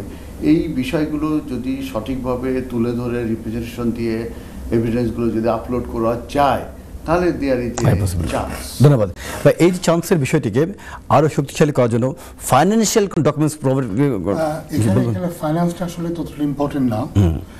যেটা সবচেয়ে ইম্পর্টেন্ট, যেটা কামরুল টাচ করেছে, যেটা হতে পারে, আমি যেটা মনে করি, যেটা আমি করতাম, বাচ্চার একটা সাইকিয়াট্রিক অ্যাসেসমেন্ট করাতাম, যা in the absence of any parental figure, বাবাও নাই, সৎমাও নাই, এটা তাকে মেন্টালি কতটা এফেক্ট করছে। স্কুল থেকে আমি একটা রিপোর্ট আনতাম, স্কুলও বলতো যে প্যারেন্টাল অ্যাবসেন্সের কারণে তার পারফরমেন্স স্কুলে খারাপ হচ্ছে কিনা, জি এসব জিনিসগুলো করতে হবে। তুমি জানো যে এই দেশে প্রচুর চাইল্ড সাইকিয়াট্রিস্ট আছে, বসে লাগে, কিন্তু এটা করলে এটা একটা কারণ হবে অবশ্যই, জি। কারণ আগে আমি বলেছি যে বাচ্চার বয়সটা কিন্তু তার বিরুদ্ধে যাচ্ছে, জি। কারণ ঠিক এই বয়সে মা ছাড়া বাপ ছাড়া চলতে পারবে না, এটা মনে করো ওই জায়গাতেই আপনি ওটাকে কাটেল করার জন্যই আপনি বলেন ওই যে স্কুল রিপোর্ট, তারপর সাইকিয়াট্রিক রিপোর্ট, জি বলুন। জি জি, এগুলো তাকে দিতে হবে। আর এই যে বললাম যে পয়সাটা কিন্তু এখানে ইম্পর্টেন্ট না। আমি কেন জিজ্ঞেস করলাম ভাইয়া, যখন মা আসবে এখানটায়, মানে she will not become a burden on the public fund, এটাকে এস্টাবলিশ করার জন্য কি কি এটা যদি আমরা এস্টাবলিশ নাও করি, because it's human rights application, জি হ্যাঁ, হিউম্যান রাইটসে কিন্তু মেইনটেনেন্স এবং অ্যাকোমোডেশন এবং অ্যাডিকুয়েট যে বিষয়টি, এটা কোনো ইস্যু না, জি এটা কোনো ইস্যু হবে না। জি। তাই এটা নিয়ে ওরা বলতেও পারবে না যে এটা কারণ এটা আউটসাইড দ্য রুল, হ্যাঁ আউটসাইড দ্য রুল যেহেতু সেহেতু এটাই যদি তাতে থাকে, যদি এটাকে শক্তিশালী করার জন্য কি এরকম যদি তাতে থাকে, যদি তাদের ফাইন্যান্স থাকে খুব ভালো কথা। এটা ধর ওনার নাই থার্ড কোনো পার্টি ফাইন্যান্স, থার্ড পার্টি যদি কেউ থাকে, ওনার তো ছেলেও আছে এদেশে, বা ওনার যদি অন্য সৎ সন্তানরা, মানে মায়ের সৎ সন্তানদের যদি সামর্থ্য থাকে তারা দিতে পারে। রিকোয়ারমেন্টস নেই, বাট এটা দিলে কি ভালো হবে না? এটা দিতে ভালো হতে পারে, কিন্তু মনে রাখতে হবে যে এইটার কারণে, কারণ আপনার ফোকাস যেন ভাইয়া ফোকাস যেন শিফট না হয়ে যায়। কারণ আমরা বহুত সময় দেখেছি যে টনকে টন আননেসেসারিলি এডিশনাল এভিডেন্স নিয়ে আসে। আপনি যতই এখানে কি ব্যাংকের স্টেটমেন্ট দেখান না কেন, 10 বেডরুমের বাড়ি দেখান না কেন, বাচ্চার জন্য যদি এটা না হলে আমি দর্শক ওনার পক্ষ থেকে কথাটা আপনি জিজ্ঞেস করছে, আমি ফেলে রাখলাম বাড়ি ঘরের মালিক কিনা, ফেলে রাখলাম উনি লাখ লাখ টাকার মালিক কিনা, এক্সের ফেলে রাখলাম, আমি প্রয়োজন ডকুমেন্টসগুলোর কথা বলেন, আপনি মেডিকেল এভিডেন্স দিলেন, সাইকিয়াট্রিক রিপোর্ট দিলেন, আপনি স্কুলে চিঠি দিলেন যে নিডস এস্টাবলিশ করার জন্য। এখন এর পাশাপাশি আমি বলি টন ডকুমেন্টস দেওয়ার জন্য অ্যাডিশনাল সাপোর্টিং ডকুমেন্টস হিসেবে ফাইন্যান্সিয়াল সাপোর্ট থার্ড পার্টি ভালো হবে না? দেওয়া যেতে পারে। আমি কিন্তু বলিনি টনে দেওয়ার জন্য, আমি বলছি সাপোর্টিং দিলে এটা অ্যাপ্লিকেশন স্ট্রেংথ কি বাড়াবে না? এটা দেওয়া যেতে পারে, দেওয়া যেতে পারে, কিন্তু সৌন্দর্য বাড়াবে না? দেওয়া যেতে পারে, কিন্তু মনে রাখতে হবে এখানে সবচেয়ে বড় ডেঞ্জার হচ্ছে ওই যে ফোকাস যেন শিফট না হয়। তা তো আমি সেখানে বললাম যে এটা ভেরি ভেরি ইম্পর্টেন্ট। এখন বহুত কেস কিন্তু welfare of the child, focus shift হয়ে গেছে। জি জি, বেনিফিট অফ দ্য চাইল্ড, এটাই হচ্ছে best interest of the child. ও চাইল্ড সাফার করবে মা না আসলে, কারণ মনে রাখতে হবে যেখানে যে সব নেগেটিভ ফ্যাক্টর, যে চাইল্ডকে কিন্তু ব্রিটিশ গভর্নমেন্ট সেপারেট করে নাই, জি বাবাই নিয়ে আসছে, জি, এবং ফর 10 ইয়ার্স সে কিন্তু মার সাথে নাই, জি হ্যাঁ। সো সে কিন্তু ইউজড টু হয়ে গেছে living without his biological mother. জি, আবার ওটা ফোকাস করলে কিন্তু আপনার অ্যাপ্লিকেশনের স্ট্রেংথ কমে যাচ্ছে। ওটা ফোকাস না করেই কিন্তু আপনি যেটা বলেছেন যে স্কুল রিপোর্ট এবং স্কুল রিপোর্ট। আচ্ছা ভাইয়া, আপনাদের ফিরে আসি, ভাইয়ের মূল্যায়নটা আমার কাছে নিয়ে ফাইন্যান্সিয়াল ডকুমেন্ট সংক্রান্ত বিষয়ে আপনার অপিনিয়ন কি? ফাইন্যান্সিয়াল ডকুমেন্ট আসলে আউটসাইড ইমিগ্রেশন রুলস কে বা article 8 of the European convention on human rights, জি, সেগুলো আসলে রেলিভেন্ট না। জি, তবে যদি সেটা দেয়া যায় তাহলে সেটা অ্যাডিশনাল সাপোর্ট হিসাবে নেব, কিন্তু এটা ম্যান্ডেটরি ডকুমেন্ট পড়ে না। ধন্যবাদ। তো দুজনের সাথে আমি একমত হয়ে আপনাদের উদ্দেশ্যে দর্শক বন্ধু বলছি, আমরা তিনজন আইনজীবী, তো এক একভাবে আমরা প্র্যাকটিস করে থাকি, 3 জন অভিজ্ঞ আইনজীবী। তো এনাদের সাথে একমত হয়ে আমি যে দর্শক প্রশ্ন করেছেন তার উদ্দেশ্যে বলছি, অবশ্যই আপনি এই অ্যাপ্লিকেশনটিকে সাকসেসফুল করার জন্য স্কুলের রিপোর্ট নেবেন, সাইকিয়াট্রিক যে এক্সপার্ট তার কাছে মেডিকেল রিপোর্টগুলো নেবেন, এবং আমার ক্ষুদ্র অভিজ্ঞতা থেকে আমি আপনাদেরকে বলছি, মা যখন যুক্তরাজ্যে প্রবেশ করবেন, ওয়েদার শিল become a burden on public funds যদি বিবেচ্য বিষয় না, অনেক সময় কেস সরকার কিন্তু এটাকে বিবেচ্য বিষয় হিসেবে মনে করেন। এটাকে ওভারকাম করে আসার জন্যই যদি কোনো থার্ড পার্টি সাপোর্ট আপনারা দিতে পারেন, ফাইন্যান্সিয়াল ডকুমেন্টস টনে দেওয়ার কোনো প্রয়োজন নেই, জাস্ট দেখানোর জন্য এই মাটা যখন বাংলাদেশ থেকে আসবে, she will not become a burden on public funds, এটি যদি করেন তাহলে কিন্তু আপনার অ্যাপ্লিকেশনটি মোর দেন সাকসেসফুল হয়ে যাবে, আর অনেক স্ট্রং হবে, স্ট্রেংথ নিয়ে আসবে। ধন্যবাদ। এখন ভাইয়া, এই বাচ্চাদের যে বেস্ট ইন্টারেস্টের কথা যে আপনি বলেছিলেন, আপনি যদি ব্যাখ্যা দিয়ে দেবেন এগুলি কী বেস্ট, কী নিডস একটা বাচ্চা বেস্ট ইন্টারেস্ট এস্টাবলিশ করার জন্য কী নিডস এস্টাবলিশ করতে? একটা বাচ্চার যখন বেস্ট ইন্টারেস্ট নিয়ে বলি তখন তার সর্বাঙ্গীন ওয়েলফেয়ার নিয়ে কথা বলে। আর্টিকেল 18 এর কথা বলে দেবো, যে 18 চেকলিস্টের কথা বলে দেবেন। হ্যাঁ, এটা যেটা আছে এখানে কিন্তু এদের একটা গাইডলাইন আছে যে every child matters, every child ম্যাটার্সে কিন্তু লম্বা একটা লিস্ট আছে। তো এখানে যেটা বাচ্চার জন্য, বাচ্চার অবশ্যই তার ডেভেলপমেন্ট তো আছেই, যদিও আমরা দেখি যে নর্মালি বেস্ট ইন্টারেস্টের জন্য তারা বলে যে বাচ্চা কোথায় থাকবে সেটার দিকে শুরু করা হয়। এখন যদি মানে এই অ্যাপ্লিকেশনে যদি একটা ডাউন সাইড হচ্ছে, এই যদি হোমেশ বলে বসে ঠিক আছে তুমি তোমার মায়ের কাছে বাংলাদেশে গিয়ে থেকে আসো, 18 হলে তুমি এই দেশে আসবে, তখন বাচ্চা কি বলবে? সে জি আচ্ছা তো এইটাও কিন্তু একটা রিস্ক আছে। জি। যেমন আমরা দেখছিলাম যে ওই ভদ্রলোকের ক্ষেত্রে বলেছে তার শিশু বাচ্চাকে নিয়ে বাপ চলে যা, জি। তো তাই 15 বছরের বাচ্চাকে বলতেই পারে যে তুমি গিয়ে দেশে গিয়ে মায়ের কাছে থেকে আসো, 18 হলে তুমি এখানে আসবে। জি। তো সব দিক থেকে আমাদের বিবেচনা করতে হবে কেন বাচ্চাটার এদেশে থাকাটা দরকার। আচ্ছা একটু ভাই আপনাকে থেমে ভাই আপনাকে জিজ্ঞেস করছি, এই যে কেস ওয়ার্কার যারা সিদ্ধান্ত দিচ্ছে এক একজনের কাছ থেকে আমরা এক এক ধরনের বক্তব্য পাচ্ছি, ভাই একটি ফোকাস করলেন যে একজন কেস করে বলেছে যে মা কিন্তু ইংল্যান্ডে থাকছেন with valid leave to remain নিয়ে অ্যাজ এ স্কিল ওয়ার্কার, বলা হচ্ছে যে তুমি বাচ্চাটাকে দেশে চলে যাওয়ার জন্য, তাহলে মা তো সেখানে স্কিল ওয়ার্কার ক্যাটাগরি থাকার জন্য বাচ্চা কেন দেশে চলে যাবে প্রশ্ন।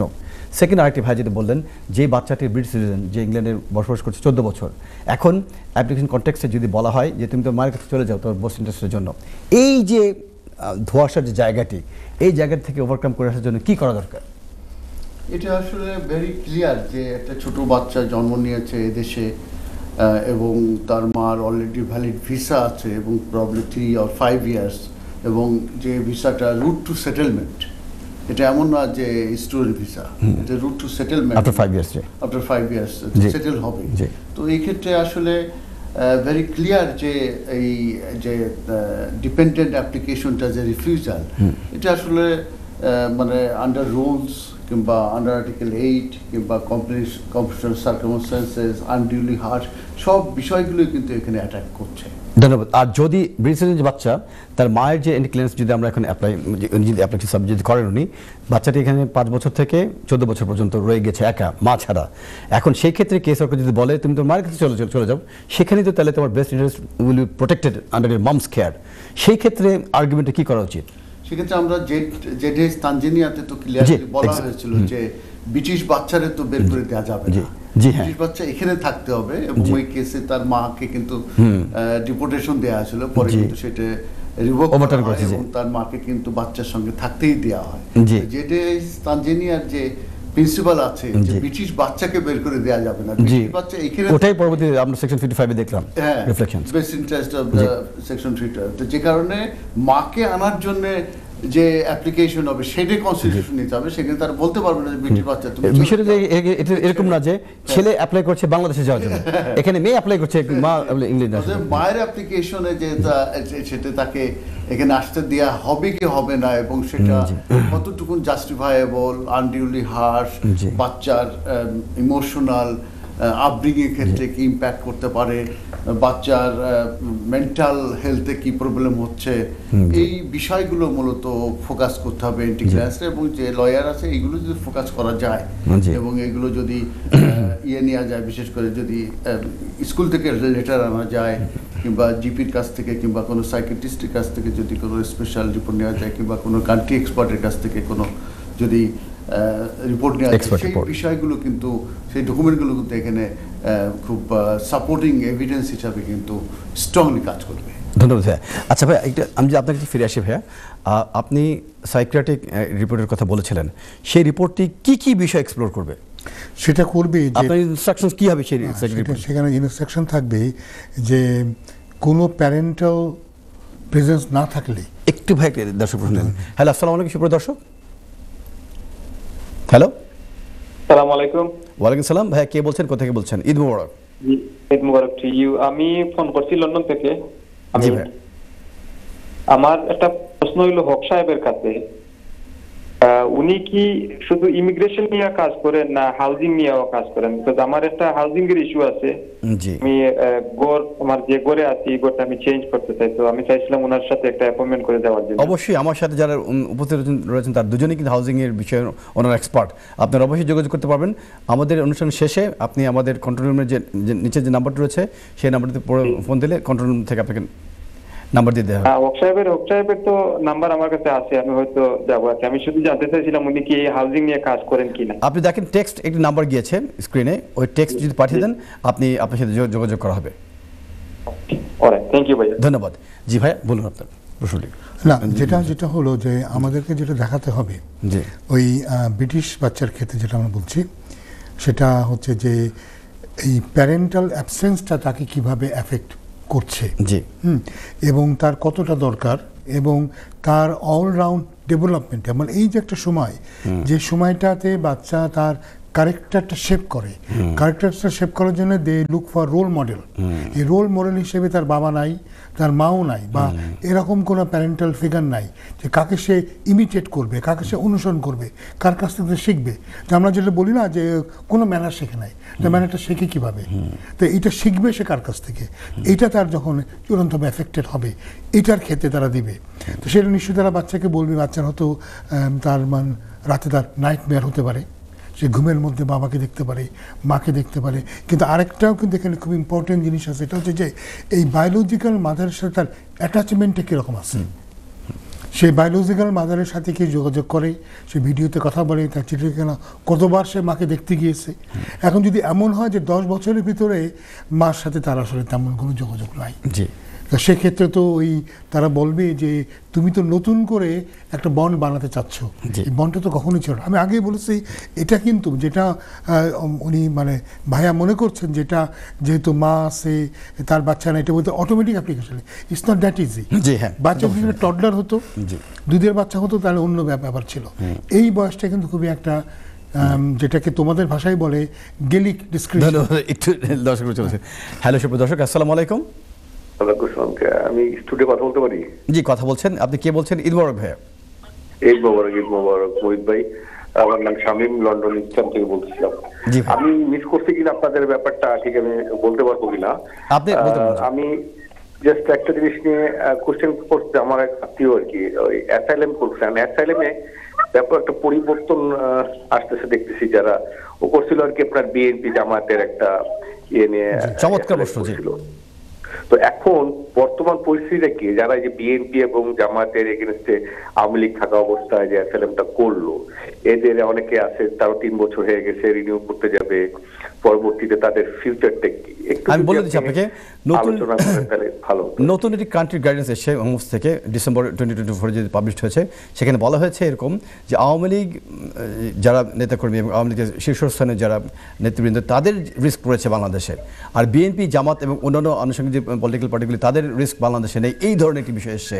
তো এখন যদিও আপনি বলেছেন আপনার আত্মীয় উনি ছিলেন বিএনপির একজন অ্যাসাইলাম ক্লেমেন্ট, তাই তো? এর অর্থ এই নয় যে কান্ট্রি রিপোর্টে এরকম আসার অর্থ এই নয় যে একচেটিয়া এভাবে সবার অ্যাপিলগুলোকে রিফিউজ করে দেওয়া হবে। কেন সবার অ্যাপিলগুলো একচেটিয়া এভাবে রিফিউজ করে দেওয়া হবে না, কেন এখনও সাকসেস হওয়ার সম্ভাবনা আছে, সেই বিষয়টি জানার জন্য আমি চলে যাচ্ছি এম হাসান ভাইয়ের কাছে। হ্যাঁ, বলবেন? এটা আসলে সার্কামস্টেন্সের উপর নির্ভর করবে। তো যে রকমের কান্ট্রি এক্সপার্ট রিপোর্টে ঢালাওভাবে যেভাবে বলা হচ্ছে যে বিএনপি কিংবা জামাত এই ধরনের যারা অ্যাসাইলাম ক্লেম করেছিল বিফোর 5th আগস্ট 2024 আগে, তাদের আফটার 5th আগস্ট 2024 এর পরে যে তাদের লাইফ স্মুথ হয়ে গেছে, তাদের কোনো রিস্ক ফ্যাক্টর কাজ করছে না। কারণ 1951 যে কনভেনশন আছে, 5টা কনভেনশনের, সেখানে যেটা আছে যে ফেয়ার অফ প্রসিকিউশন এক্সিস্ট থাকতে হবে। এখন বলতে যাচ্ছে আরেস্টের পরে ফেয়ার অফ প্রসিকিউশন এক্সিস্ট করছে না ফর বিএনপি নেতাকর্মী কিংবা জামাত নেতাকর্মী, কিন্তু এটা কিন্তু অ্যাবসলিউটলি রং। তো এই ক্ষেত্রে যেটা করা যেতে পারে সেটা হচ্ছে যে ওই যে অ্যাপ্লিকেন্টের পার্সোনাল সার্কামস্টেন্সে কিংবা এই মুহূর্তে তার সিচুয়েশন কি, কিংবা কোনো কান্ট্রি এক্সপার্ট রিপোর্ট নেওয়া যায় কি না, যে যেটা বলতে চাচ্ছে যে এখন যে গভর্নমেন্ট আছে এটা বিএনপি কিংবা জামাতের লিয়াজন কিংবা একটা কম্বিনেশন অফ গভর্নমেন্ট, এটা কিন্তু ঠিক না। তো কান্ট্রি এক্সপার্ট রিপোর্টের মাধ্যমে কিংবা এভিডেন্সের মাধ্যমে কিংবা অবজেক্টিভ এভিডেন্সের মাধ্যমে যদি প্রমাণ করা যায় যে এখনও বিএনপির নেতাকর্মীদের লাইফ রিস্ক আছে, কিংবা এখনও আওয়ামী লীগ তারা ভিজিল্যান্ট আছে, তারা বিভিন্ন রকমের গুপ্ত হামলা কিংবা অনেক কিছু করার চেষ্টা করছে, যদি বা তারা পাওয়ারে নাই, সেই ধরনের যদি এভিডেন্স থাকে, তাহলে কিন্তু এখনও ওই পার্সোনাল সার্কামস্টেন্স এভিডেন্সের বেসিসে কিন্তু অ্যাপিলেট কোর্ট কিন্তু কিছু একটা করতে পারে। ধন্যবাদ ভাই। আপনার কাছ থেকে আপনার কাছ থেকে এই তথ্য নিয়ে, জ্ঞানগর্ভ তথ্য নিয়ে ভাই আপনার কাছে ফিরে আসছি। আপনি কি বলবেন, সামাপ করে দেবেন 1 মিনিটের মধ্যে এখন কি করা সম্ভব পড়ে সেই ক্ষেত্রে? ভাইয়া, আমার প্রথম প্রশ্ন হবে যে আপনার যে ভদ্রলোক যিনি অ্যাসাইলাম ক্লেম করেছেন, তাকে যদি অ্যাপিলে নেওয়া হয়, এবং অ্যাপিলে যদি তাকে হোম অফিস প্রশ্ন করে তোমার এখন দেশে যেতে কি অসুবিধা, জি, তখন সে কি উত্তর দেবে? তার এই উত্তরের ভিতরেই কিন্তু তার সমাধানটা নিহিত। যেটা কামরুল বলল, কি হওয়া উচিত আপনি মনে করেন? যেটা কামরুল বলল, প্রথমত সরকারের কাছ থেকে তার কোনো ভয় নাই। জি, যেহেতু সরকারের কাছ থেকে তার কোনো ভয় নাই, ফলে সে চলে যাচ্ছে নেক্সট স্টেপে। নেক্সট স্টেপ হচ্ছে তার ভয়টা হচ্ছে নন স্টেট পারসিকিউটর তার কাছ থেকে। অর্থাৎ আমরা এখন যেটা কামরুল বলল যে এখনও আওয়ামী লীগের অনেক লোক গুপ্ততা চালিয়ে যাচ্ছে। আমরা জানি যে সমন্বয়কারী এদের সাথে যারা জড়িত 8 জনকে মার্ডার করা হয়েছে, প্রচুর আওয়ামী লীগের নেতা, বিএনপি নেতা মার্ডার হয়েছে, এটা আছে। এখন প্রশ্ন হচ্ছে ওই ভদ্রলোকের প্রোফাইল কি ওই স্টেজে যে আওয়ামী লীগ একজন তাকে মারতে চাইবে? এটা মনে রাখতে হবে। আর যদি এস্টাবলিশ করতে পারেন তাহলে দেয়ার ইজ এ পসিবিলিটি। ধন্যবাদ ভাইয়া। আমরা আর বাড়াচ্ছি না ভাইয়া আলোচনা। ভাইয়া, আমি অনুষ্ঠান শেষ পর্যায়ে চলে এসেছি। 1 মিনিটে আপনি কি বলবেন বাংলাদেশের ঈদের সাথে যুক্তরাজ্যের ঈদের পার্থক্য আপনি কি অনুভব করেছেন? আমার তো আসলে মনে হচ্ছে যে যত দিন যাচ্ছে যুক্তরাজ্যের ঈদের আনন্দ বাংলাদেশের আনন্দের কাছাকাছি চলে যাচ্ছে। এই প্রথম দেখলাম আমি ব্রিকলেনে খুব বড় করে ঈদ মোবারক এবং আলোকসজ্জা, এবং দেখলাম এমনকি অক্সফোর্ড সার্কাসেও আলোকসজ্জা হচ্ছে, এবং যেভাবে এখানে চাঁদ রাতে যে উৎসবগুলি হয় আমরা দেখেছি যে লন্ডনের বিভিন্ন জায়গাতে, আপটন পার্কে এবং ইলফোর্টে, এটাতে তো আসলে বাংলাদেশ থেকে ভিন্ন। এখানে জানা হচ্ছে কি যে এখানে ঈদটা সর্বজনীন মুসলিম, বাংলাদেশে তো বাঙালি মুসলমানের আনন্দ, এখানে কিন্তু এটা বিভিন্ন দেশের মুসলমানের সাথে একসাথে মিলে আনন্দ। সেই হিসাবে কিন্তু এটা একটা বিগার আনন্দ আমি বলবো। ধন্যবাদ ভাইয়া। ভাইয়া, আপনি কি বলবেন যে একই প্রশ্ন আপনার কাছেও, বাংলাদেশের সাথে যুক্তরাজ্যে আপনি অনেক বছর অবস্থান করছেন, আপনি এখনও খাবার দাবার খেয়ে কিন্তু ঈদের দিন দুপুরবেলা ঘুমান আপনি নাকে, আমি জানি না আপনি নাক ডাকেন কিনা, আমি কিন্তু নাক ডাকি। তো এখন আপনি কি বলবেন পার্থক্যটা কি উপলব্ধি করেছেন? বাংলাদেশের ঈদের মতোই কিন্তু এখানের ঈদ আমরা কিন্তু উপলব্ধি করছি, জি, এবং সেইভাবেই কিন্তু আড়ম্বর এবং উৎসব মুখর সব কিছুই হচ্ছে। ইভেন বিবিসিতেও যে ঈদের নামাজগুলো এখানে দেখানো হয়েছে, এবং এখানকার বনবাটার যেসব ছেলেমেয়ে তারা এটি দেখে অনেক ইন্সপায়ার হয়েছে, এবং তারাও কিন্তু এখন ঈদগার মতো যে পার্কে যে নামাজগুলো হয় সেখানে কিন্তু সবাই যাচ্ছে, সেখানে কোলাকুলি হচ্ছে, সেখানে বাচ্চারা যাচ্ছে।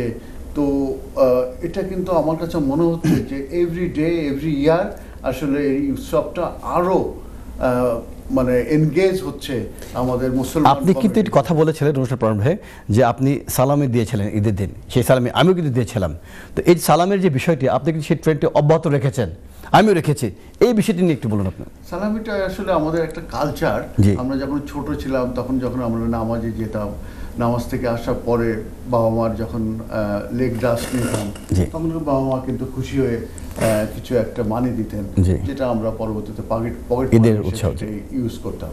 তো এই জিনিসটা কিন্তু তখন আমাদের কাছে ওই মানিটা একদম স্বপ্নের একটা কি বলবো, একটা অনেক একটু আমি আপনাকে কথা বলছি ভাইয়া, সেই স্বপ্ন এখন আমাদের অলিকল্পনা হয়ে গেছে, আমরা দিই, আমাদেরকে কেউ দেয় না। ধন্যবাদ ভাইয়া। আচ্ছা, এখন পারফরমেন্স চলে যাচ্ছে ভাই, ইন্ডিভিজুয়াল পারফরমেন্সে। তো ভাইয়া, আপনি যদি এই দর্শকদের উদ্দেশ্যে ঈদের ছোট্ট একটি উপহার, আপনি যদি আপনার সেই দরাজ কণ্ঠমাখা কবিতা আবৃত্তি করে যদি দর্শকদের উদ্দেশ্যে উপহার দেন। আমাদের যে এবং শুরু করার আগে আমি কন্ট্রোল রুমের দায়িত্বে যিনি আছেন তাকে অনুরোধ করছি একটু ইকো সাউন্ডটা দিয়ে দেওয়ার জন্য। রোমান্টিক একটা কবিতা আছে জীবনানন্দ দাশের বনলতা সেন। আমার মনে হয় যে এই যাবৎকালে সবথেকে শ্রেষ্ঠ একটা রোমান্টিক কবিতা। ধন্যবাদ। সেই কবিতাটার আমি কিছু অংশ আমি যেহেতু সময় বোধহয় 1 থেকে 1.5 মিনিট কাইন্ডলি। বনলতা সেন, জীবনানন্দ দাশ। হাজার বছর ধরে আমি পথ হাঁটিতেছি পৃথিবীর পথে, সিংহল সমুদ্র থেকে নিশীথের অন্ধকারে মালয় সাগরে। অনেক ঘুরেছি আমি বিমিষার অশোকের ধূসর জগতে, সেখানে ছিলাম আমি আরো দূর অন্ধকারে বিদর্ভ নগরে।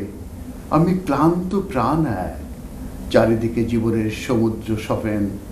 আমারে দুদণ্ড শান্তি দিয়েছিল নাটোরের বনলতা সেন। চুল তার কবেকার অন্ধকার বিদিশার নিশা, মুক্তার শ্রাবন্তীর কারুকার্য। অতি দূর সমুদ্রের পর হাল ভেঙে যে নাবিক হারাইছে দিশা। সবুজ ঘাসের দেশ যখন সে চোখে দেখে দারুচিনি দ্বীপের ভিতর, তেমনি দেখেছি তোরে অন্ধকারে। বলেছে সে এতদিন কোথায় ছিলেন? পাখির নীড়ের মতো চোখ তুলে নাটোরের বনলতা সেন। এত চমৎকার কবিতা আবৃত্তি ভাইয়া, আমি মুগ্ধ হয়ে শুনছিলাম। ধন্যবাদ ভাইয়া। আমি চলে যাচ্ছি সেই কিংবদন্তি নায়ক, মহানায়ক আমাদের আবুজার ভাই, আপনার কাছ থেকে যদি কিছু উপহার। আমি তো আসলে এরকম তোমাদের সাথে অনেক অনুষ্ঠানে গিয়েছি, মূলত দেখা গিয়েছে নজরুল গীতিকে বাঁধনিক শুনিয়েছি। আজকে আমি একটু চেষ্টা করব, যদিও আমি এগুলো করি না রবীন্দ্রসঙ্গীত, আর আমি তো সেই গান বাজনা স্কুল লাইফের পরে ছেড়েই দিয়েছি, তো মাঝে মধ্যে দেখি একটু চেষ্টা করে দেখি, শুধু দর্শকরা একটা ক্ষমা সুন্দর চোখে দেখবেন।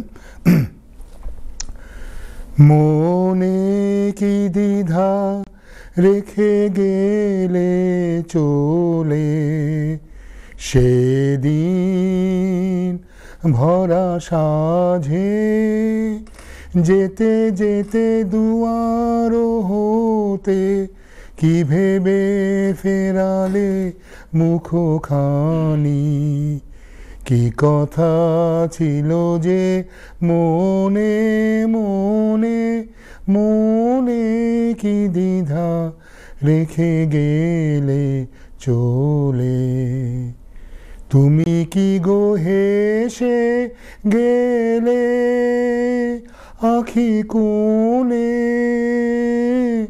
আমি বসে বসে ভাবি নিয়ে কম্পিত হৃদয়খানি, তুমি আছো দূর ভুবনে মনে মনে কি দ্বিধা রেখে গেলে চলে, আকাশে উড়িছে বকপাতি বেদনা আমার তারি সাথী, আকাশে উড়িছে বকপাতি, বারে কো তোমায় শুধাবার চাই, বিদায় কালে কি বলো নাই, সে কি রয়ে গেল হাই, সিক্ত যুথির গন্ধ বেদনে মনে মনে কি দ্বিধা রেখে গেলে চলে। চমৎকার ভাই, চমৎকার। এবং আমরা আমাদের সাইড থেকে বলে দিচ্ছি, আমরা আপনাকে রেখে কোথাও যাব না, যদি তোর ডাক শুনে কেউ না আসে একলা চলো রে, আমরা আপনাদের সাথে আছি। তবে এখন আমার মনে হয় যে মাল্টি ট্যালেন্টেড পার্সোনালিটি আমাদের সঙ্গে আছেন, যিনি একাধারে অ্যাঙ্করিং করেন, যিনি একাধারে হোস্ট হিসাবে কাজ করেন, যিনি একাধারে আলাদা দোলারের গানকে ডান্স দেন, ইনশাআল্লাহ ভবিষ্যতে তিনি একাই 600 সেই আমাদের ব্যারিস্টার মুহিত খান। তো মুহিত খানের পারফরমেন্স অবশ্যই আমরা দেখতে চাই, এবং আমরা জানি যে আমাদের অগণিত দর্শক তারা হা করে তাকিয়ে আছে যে কখন আমাদের ব্যারিস্টার মুহিত খানের পারফরমেন্স হবে, এবং আমরা জানি তখন পতন তখন নীরবতা নেমে আসবে। তো এবং হাসিও আমরা দেখতে পাচ্ছি, চমৎকার হাসি। আমরা ঐশ্বরিয়া রায় এবং মিস মারিয়া এবং মিস সাফিয়া খান সবাই হয়তো দেখবে এবং তারা হাতে তালি দেবে।